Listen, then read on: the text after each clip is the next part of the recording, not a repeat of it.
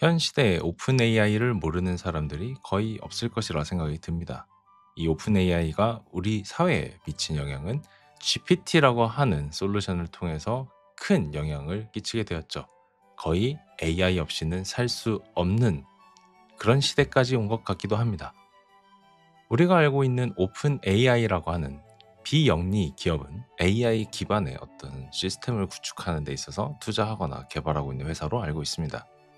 오픈 AI가 어떤 의지와 마일스톤을 가지고 있는지는 정확하게는 알 수는 없지만 거의 모든 기술에 인공지능을 적용하고 싶다라는 것은 분명히 일치하는 부분이 있을 거라 생각합니다. 오픈 AI뿐만 아니라 많은 기업들, 많은 헬스케어에 관심을 가지고 있는 기업들도 역시 인공지능을 도입해서 인간의 생명 연장이나 건강한 삶을 위해서 기술을 개발하고 싶은 의지가 가득하다는 것을 여러분들도 알고 계실 겁니다. 그렇다면 오픈 AI뿐만 아니라 다른 제약회사들도 어떤 형태로 인공지능을 도입해서 새로운 약물을 개발한다든지 좀 더 건강한 삶을 위해서 새로운 치료법이나 헬스케어에 대한 부분에 어떤 식으로 투자하고 개발하고 있는지를 알아보도록 하겠습니다.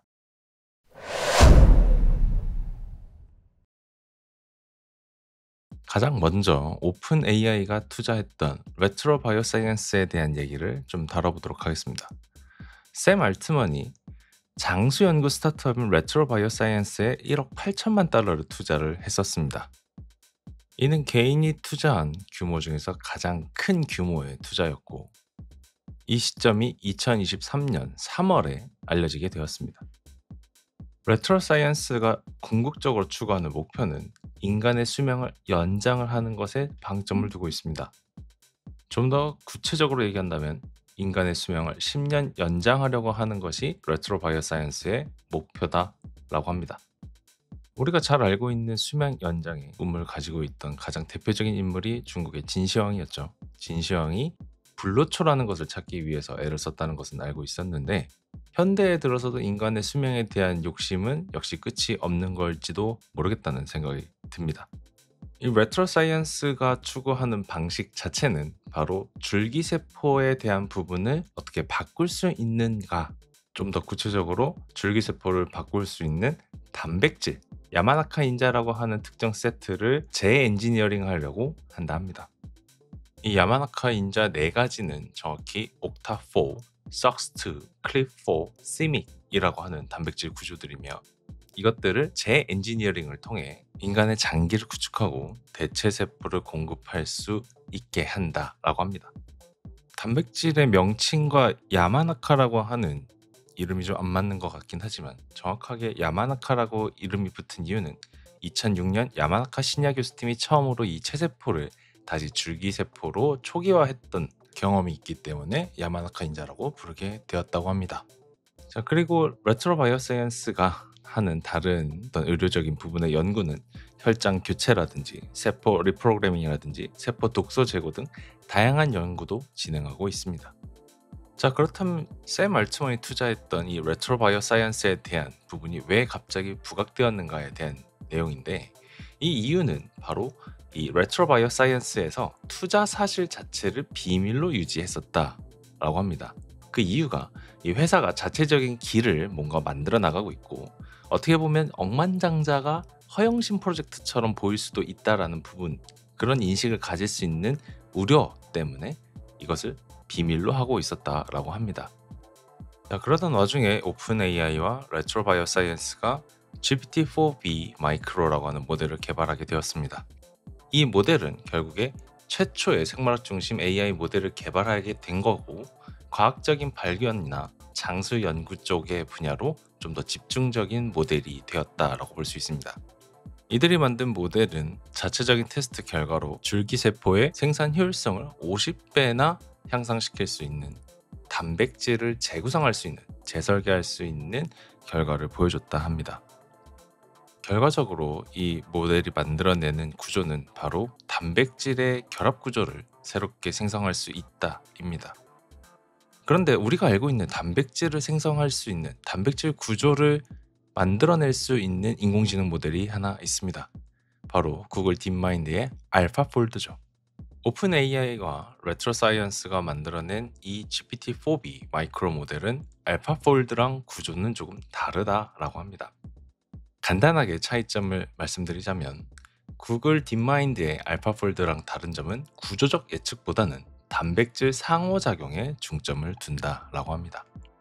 모델의 훈련 방식은 단백질 염기설 및 상호작용 데이터에 대한 훈련을 통해서 야마나카 인자에 대한 수정을 제안하였고, 예비 테스트를 통해서 50배나 더 효과적인 단백질이 생성되었다입니다. 사실 기술만 본다고 하면은 상당히 대단한 업적을 이뤘다라고 볼 수도 있습니다. 인간의 줄기세포를 배양하거나 새로운 구조를 만들어낸다는 것은 역시 쉬운 일은 아니고, 궁극적으로 수명 연장에 대한 꿈을 가지고 있는 분들에게는 희망이 될 수 있으니까요. 하지만 이 모든 것들을 항상 긍정적으로만 받아들이지는 않습니다. 이에 대한 비판도 나오게 되었는데요. 비판을 한 사람은 바로 제프리 힌튼과 존 허필드입니다. 그 중에서 제프리 힌튼이 상당히 크게 비판을 하였는데요. 그 이유는 바로 오픈 AI가 안전보다 이윤을 중시한다는 이유에서 비판이 진행되었다라고 합니다. 사실 그가 공개한 배경 내용에서 보면 안전성보다 이윤에 대한 부분을 강조하긴 하였는데, 안전성에 대한 부분을 테스트하지 않았기 때문에 이윤을 더 추구하는 목적으로 한 것이다 라는 게 그의 주장인데요. 그가 비판하는 주장 중에서는 알트만이 AI의 위험성을 인정하면서도 계속해서 기술을 밀어붙이는 것이다 라고 하는 거고, 상당히 공격적인 어투로 위선적이다 라고까지도 표현하였습니다. 이윤 추구적인 목적을 배제하더라도 인공지능의 안정성에 대한 부분은 사실 많은 사람들이 우려하고 있기도 합니다. 심지어 저 같은 일반인들조차도 당장에 인공지능 때문에 위협을 받는 것들이 많을 것이다 라는 생각도 들고, 이 자체로 믿을 수 있는가에 대한 신뢰성에 대한 부분도 여전히 우려를 표할 수밖에 없는 것이고요. 당연히 샘 알트만과 오픈 AI는 이에 대한 반박을 주장하였죠. 오픈 AI에서는 당연히 자사의 AI 모델이 안전하다고 주장을 하였고, 하지만 비영리에 대한 비난에 대해서는 답을 받은 바가 없습니다. 결국 이 부분 때문에 논란이 되었다라는 거죠. 비영리 기업으로 시작했던 오픈 AI이기 때문에 이윤 추구로 방향을 전환했다라는 것 자체가 바로 비난받을 행위를 했다가 되는 거죠. 오픈 AI가 사회에 미치는 영향 자체는 상당히 큽니다. 오픈 AI뿐만 아니라 인공지능을 개발하는 많은 기업들 역시 이에 대한 여파가 상당히 크기 때문에 영향력을 행사하는 부분에 있어서는 안정성에 대한 부분이 역시 확보가 돼야 될 필요가 있는 거죠. 여기서 우리는 윤리적인 고민을 안 할 수가 없습니다. 단순하게 기술이 발달하였기 때문에 무작정 이용을 해야 하는가, 이용해도 되는가에 대한 부분을 반드시 깊은 고민과 함께 수반돼야 될 것이다 라는 거죠. 자, 기술적인 얘기로 돌아와서 이 GPT-4b 마이크로 모델은 사실 상용화되는 데는 아직 갈 길이 멉니다. 단순하게 시연 테스트용으로 사용된 정도밖에 안 되는 것이고, 상용화가 되겠다고 한다면 좀 더 광범위한 범위까지도 이 모델이 사용이 될 수 있도록 만들어져야 하기 때문이죠. 아직까지는 특정 영역에 대한 부분에만 적용하고 테스트한 모델이기 때문에 상용화까지는 갈 길이 많이 멀 것으로 예측이 됩니다. 그런 점에서 구글 딥마인드의 알파폴드와 조금 비교가 될 수 있겠죠. 그리고 오픈 AI는 지금 여러 방면으로 또 챌린지를 받고 있습니다. 최근에 등장한 딥시크 같은 모델에 대한 챌린지도 있고, 오픈 AI가 이름만 오픈 AI지 사실은 클로스드 AI다 라는 말이 있을 정도로 기술에 대한 공개가 이루어지지 않고도 있습니다. 이에 반해 구글 딥마인드의 알파폴드 같은 경우는 학계의 연구용으로 오픈소스로도 제공이 되어 있기 때문에 이에 대한 챌린지가 계속적으로도 이루어질 것으로 보입니다. 이런 챌린지들을 통해서도 오픈 AI가 어떻게 극복하고 또 얼마나 사회에 영향을 미치게 될지에 대한 부분도 생각해 볼 수 있을 것 같습니다. 이렇게 특정 기업에 대해서만 얘기를 해본 것도 참 오랜만인 것 같긴 합니다.